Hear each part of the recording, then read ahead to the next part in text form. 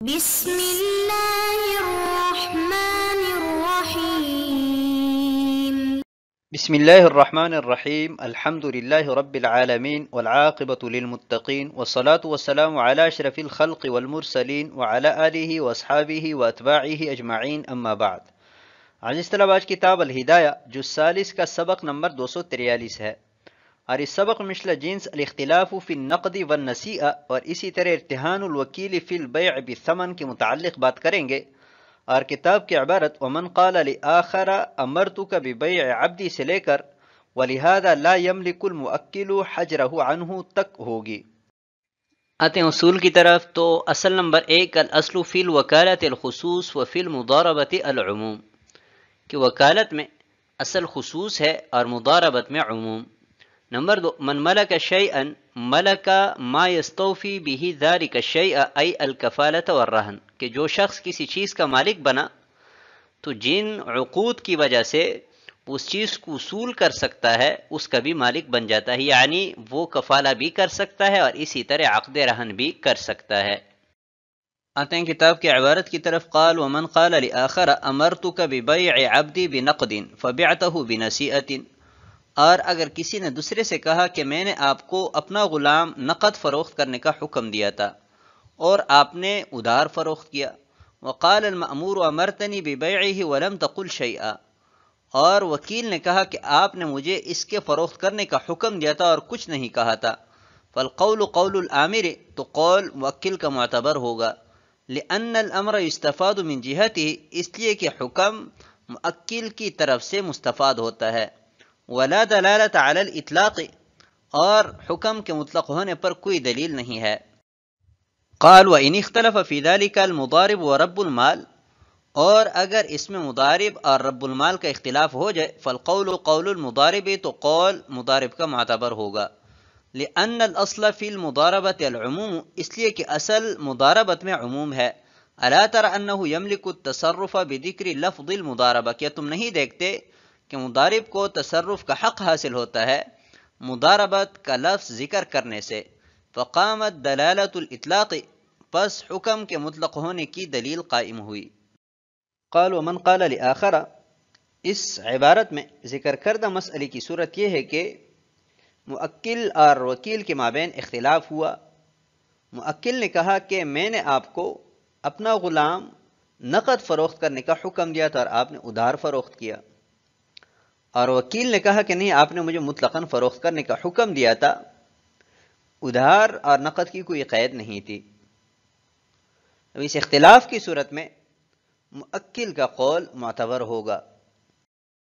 لأن الامر یستفاد من جہتہ، اور اس کی وجہ یہ ہے کہ امر بالبیع یہ موکل کی طرف سے مستفاد ہے، یعنی موکل نے غلام فروخت کرنے کا حکم دیا ہے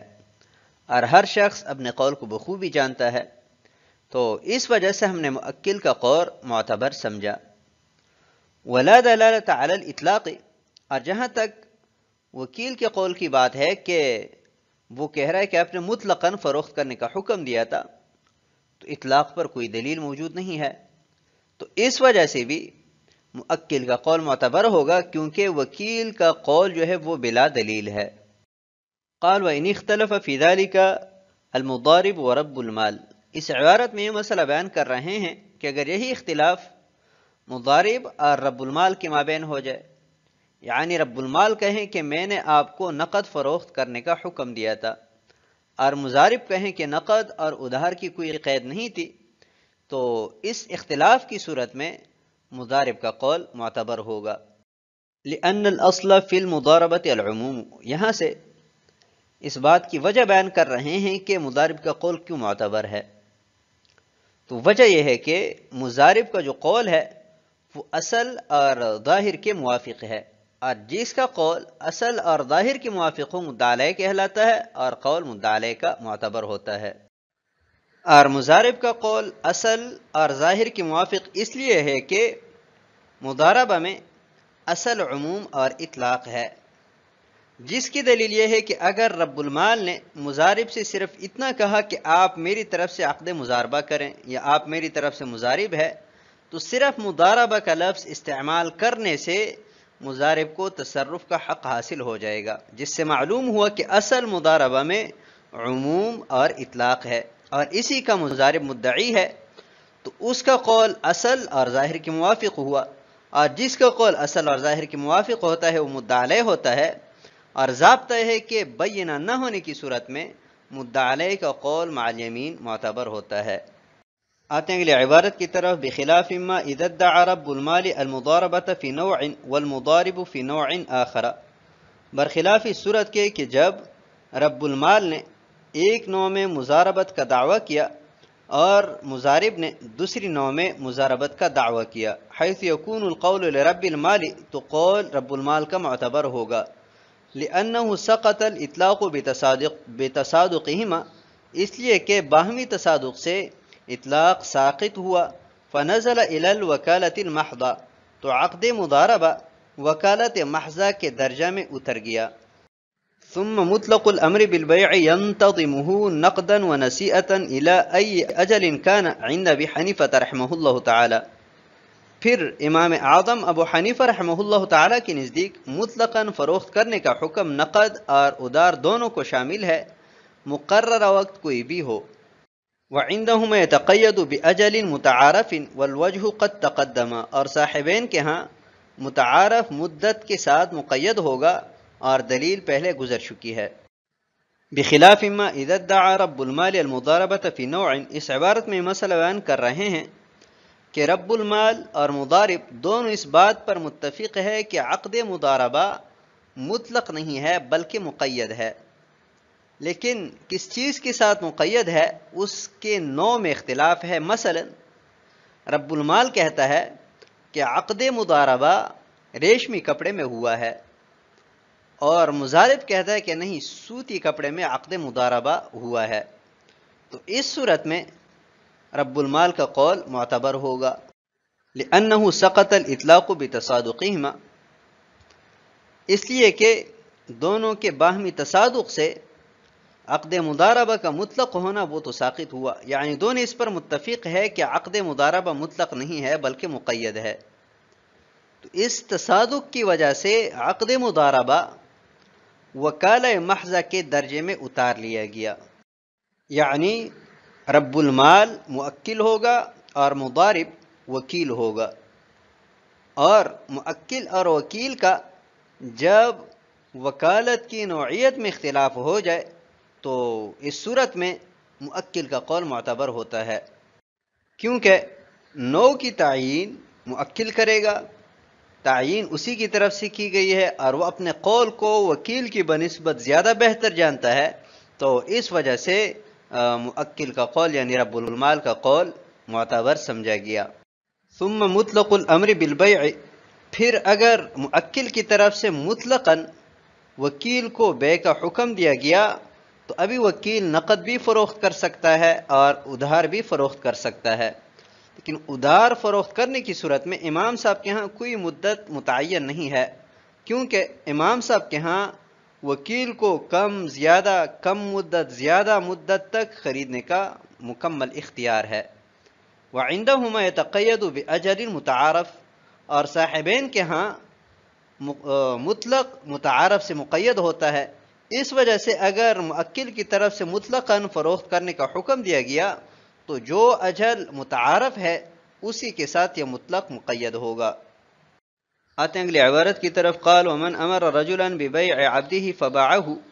اور اگر کسی نے دوسرے شخص کو اپنا غلام فروخت کرنے کا وکیل بنایا پس اس نے اسے فروخت کیا، واخذ بالثمن رهنا، اور اس نے ثمن کے عوض رہن رکھا، فضاع في يده، پس وہ رہن اس کے قبضہ میں ہلاک ہوا، او اخذ به کفیلا، یا ثمن کے لیے کفیل لیا، فتول المال علیہ فلا ضمان علیہ، پھر وہ مال اس پر ضائع ہوا تو وکیل پر کوئی ضمان نہیں ہے، لأن الوکیل اصیل فی الحقوق وقبض الثمن منها، اس لیے کہ وکیل حقوق عقد میں اصیل کا درجہ رکھتا ہے اور ثمن قبضہ کرنا حقوق عقد میں سے ہیں، والکفالۃ توثق بها والارتهان وثیقۃ لجانب الاستیفاء فیملکهما، اور کفیل لینا ثمن وصول کرنے کو مضبوط کرنے کے لیے ہے،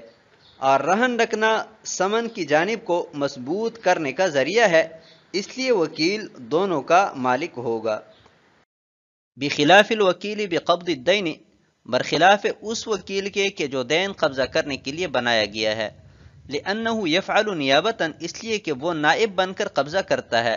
وقد انابہ فی قبض الدین، اور موکل نے اس کو دین قبضہ کرنے کے لیے نائب بنایا ہے، دون الکفالت و اخذ الرہن، نہ کہ کفالت اور رہن لینے کے لیے، والوکیل بالبیع یقبض اصالتا،